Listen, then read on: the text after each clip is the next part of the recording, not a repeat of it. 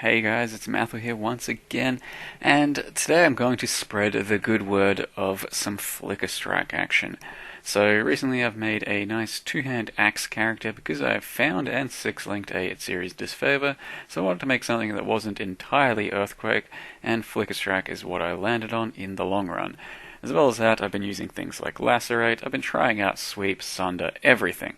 Now, of course, Earthquake is the be-all, end-all, and it is the ultimate, but the other skills work pretty good once you've got a certain level of character going. This character at the moment is, in this video, around level 68 and is wearing a Cauterizer, so he's wearing an absolutely garbage weapon. It's a level 40 fated unique two-hand axe. And I'm clearing up Atziri on the first ever run I've done with pretty much almost no currency worth of gear, except for the Taste of Hate I'm wearing, which of course isn't that necessary.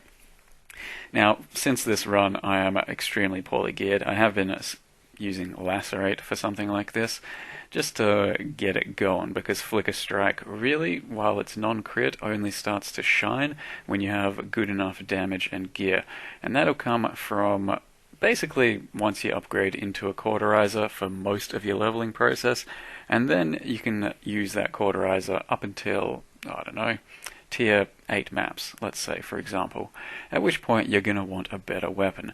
But this is still me just clearing maps up to about level 75, I would say, while wearing a Cauterizer, which is, like I said, a level 40 weapon, and the rest of my gear isn't worth much at all. Currently running like a Belly of the Beast 5-link, I think. One curse, so not even a dual curse setup like the ultimate setup will be. But I'll get into that quite soon, and you'll see what this character ends up becoming as far as godlike status goes with Flickerstrike. Like I said, ultimately though, this is just another version of your Earthquake character, because all of those melee type characters are built pretty much exactly the same. You just swap out a few key ingredients here or there to change up skills. Now, to show you the power of the build once again, or just this sort of playstyle, I'm currently in this map using a Limbsplit, Limbsplitter, whatever it's called, level 13 unique axe. Now that is because this map has early reflect, and I needed to take off my Cauterizer because there was just too much fire damage on it. So I'm currently running just vulnerability on Blasphemy and a level 13 axe with no physical damage attached pretty much. And it's still good enough, just off of Blood Rage for the most part, to be Flickerstriking around and crushing things on sort of a low tier content. But I mean, give me a break, it's a level fucking 13 axe with no fizz damage. The point is, Flicker still does kinda take care of business as a Slayer with the right stuff. Fast forward and we'll get to serious business. This would be our character around level 82, I think, running my first ever Poorjoys. Does that say 84? 84. First ever Poorjoys. I wasn't quite sure how this would go since I am non-crit. I don't have any shatter. I was kind of skeptical. But with the Disfavour in a 6-link, not that the 6-link matters too much, 5-link's really all that counts. But it is absolutely steamrolling Poorjoys. I've barely ever had a clear this smooth, this comfortable, this fast. Granted, some characters do it, and that's largely because of shatter and just crit, stuff like that. But for a non-crit character, Flickerstrike, this is just absolutely melting. At this point I am running dual curse, and that is a vulnerability plus Poacher's Mark. Poacher's Mark really isn't that necessary. Vulnerability is the main culprit here, but Poacher's does just give you that added level of frenzy charge generation that Blood Rage sometimes lacks on. If you have good enough AoE, good enough damage and clear speed, then Blood Rage for the most part is fine. But if you come across like a pack of 5 monsters, you have no frenzy charges, and you only have Blood Rage up, then sometimes you won't get an extra frenzy charge and you won't chain your Flickerstrike. Most of the time it's really not a problem, but there's no harm done in using Poacher's Mark for clearing, and then swapping in temp chains plus vulnerability for your dual curse setup on the actual hard content, and that's what I've been doing recently. So as far as boss kills and all that go, you may be skeptical as to the damage of Flickerstrike, but it holds its own once you get going with the right sort of setup. Here I was just trying to see how much my dot would do, and ultimately if you really need single target you drop your totem, but if you don't really care too much, about how fast you kill the bosses, then Flickerstrike will end up doing it if you have a few frenzies built up. But you can see absolutely the insane power of Flickerstrike in this current combo, and Atziri runs really do showcase it quite nicely, because there's a lot of large packs that are somewhat close together, which really allows your Flickerstrike to just keep on chaining, and that's what makes this so smooth and so fun to play.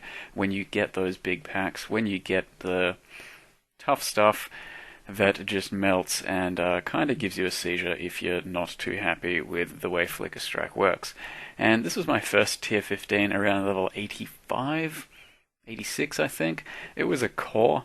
It had vulnerability, enfeeble, and I think monster damage, some other shit, and Flickerstrike clears just fine as I mentioned.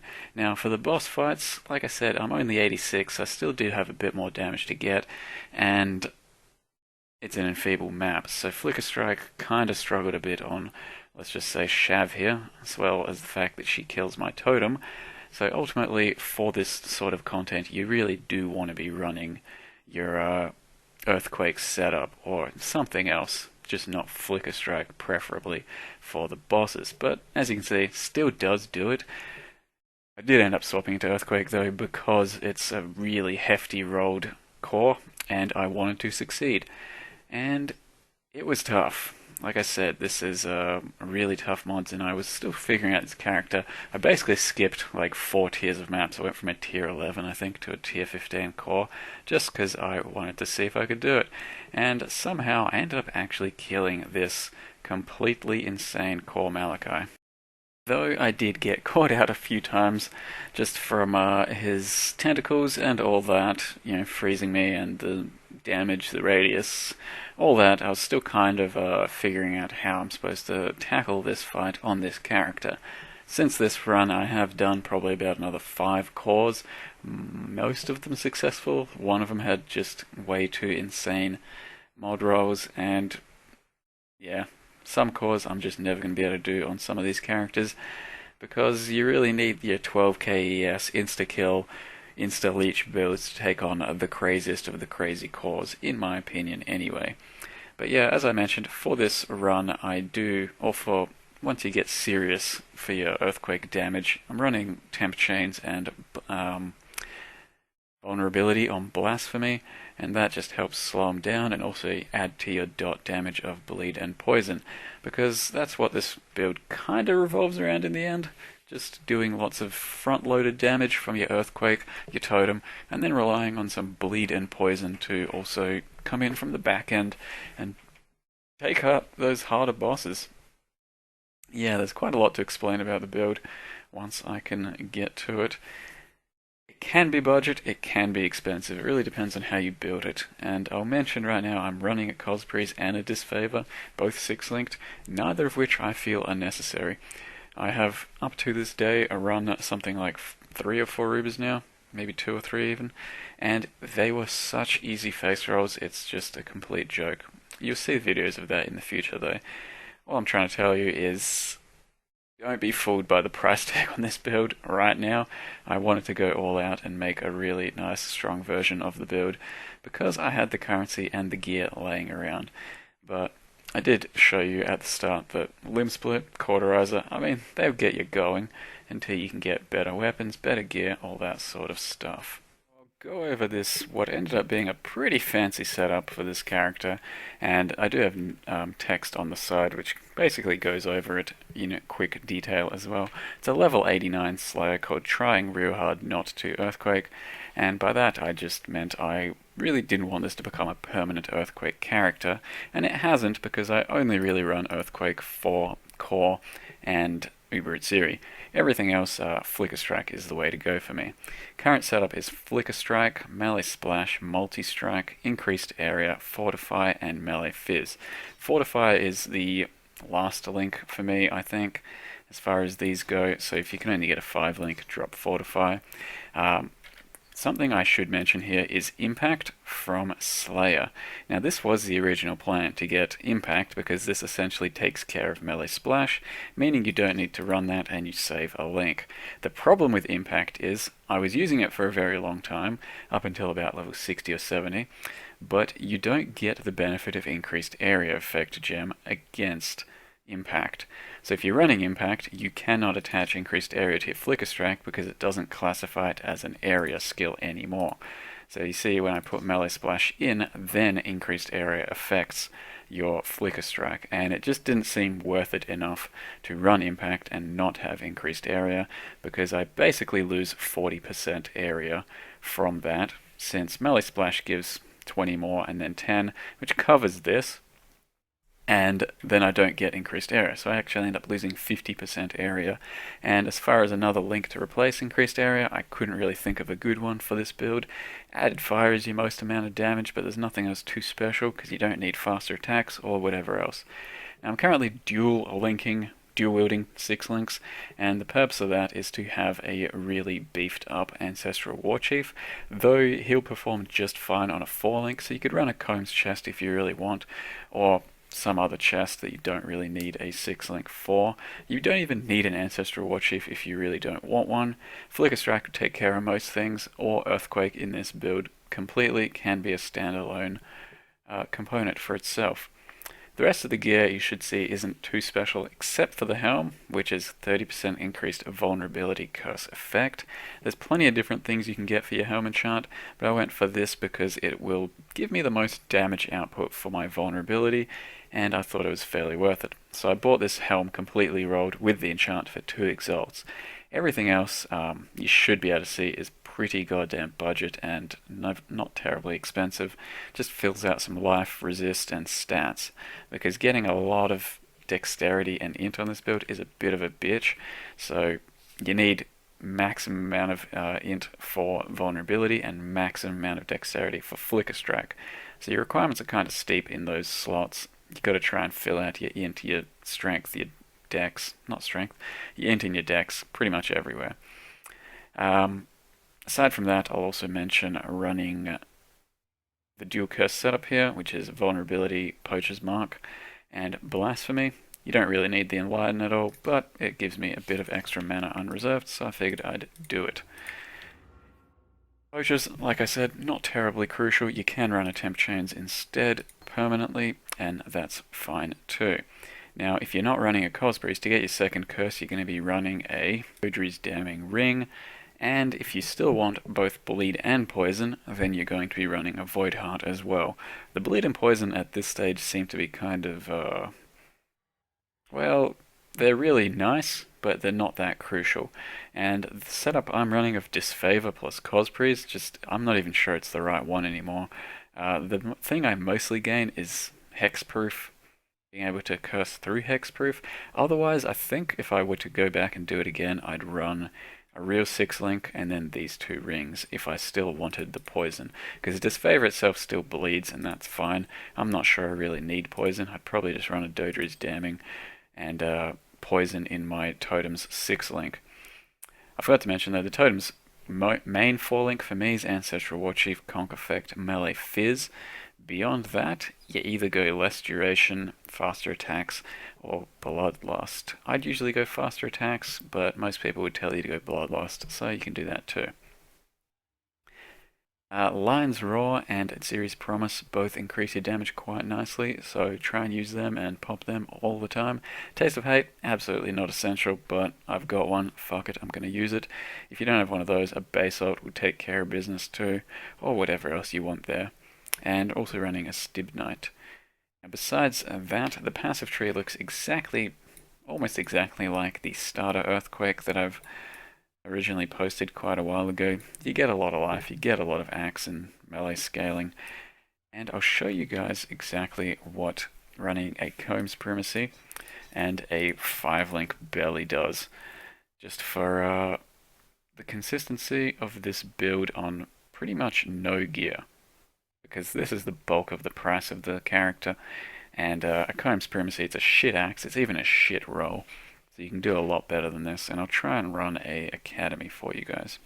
Okay, so just a monster life, nothing too special. Bloodline and Beyond Academy. My Flickerstrike DPS now, or average damage, goes down to 4.8, and I'm only running one curse because I no longer have dual curse, I don't have any bleed, I don't have any poison, and hopefully we still do clean up just fine. So I'm sustaining entirely off of Blood Rage. Let's just check the average damage. 4.9. Disfavour itself has 6.8, as well as the fact that it bleeds, it's a lot faster, and it has that +2 support socket gems, which a lot of people would argue is a lot better used in a setup with curses and all that, but I felt like that was overkill, and I'd rather just a 6-link totem instead. So currently, without running too many things, like only running one curse, for example, vulnerability itself, yeah, it's not as quick, and not being 6-linked, kind of annoying I suppose, but still clean up pretty quickly. As far as a tier 11 goes with Monster Life and Beyond, Beyond's the thing that mostly slows me down, and I suppose not being dual curse also slows me down a bit, because not entirely consistent on frenzy charges, like that for example. You will occasionally run out because you're not running poachers as well, and you're not one-shotting things. Sustaining off of Blood Rage comes mostly from having enough damage to one-shot packs and take care of business. But the totem's currently 4-linked now, and he should still pretty much do a lot of damage. Let's see what he does by himself here in a 4-link. Yeah, not too bad. So on a 4-link, you know, the totem still does quite a lot of damage.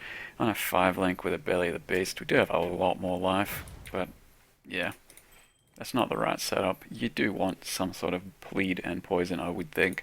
So a Void Heart takes care of that quite easily. A Disfavour takes care of that for your bleed. Cosmos Priest takes care of that for your poison if you want. Ultimately, I think a Void Heart setup is probably the strongest with a Dodries, and then run whatever the hell chest you want, whatever the hell weapon you want. This is just an example of the build at its absolute maximum. And honestly, it felt so worth it. It's some of the most fun I've had this league, and I really do recommend you try it if you can afford to get the top sort of gear going for this character. At least a 6-link would be, I think, absolutely delicious.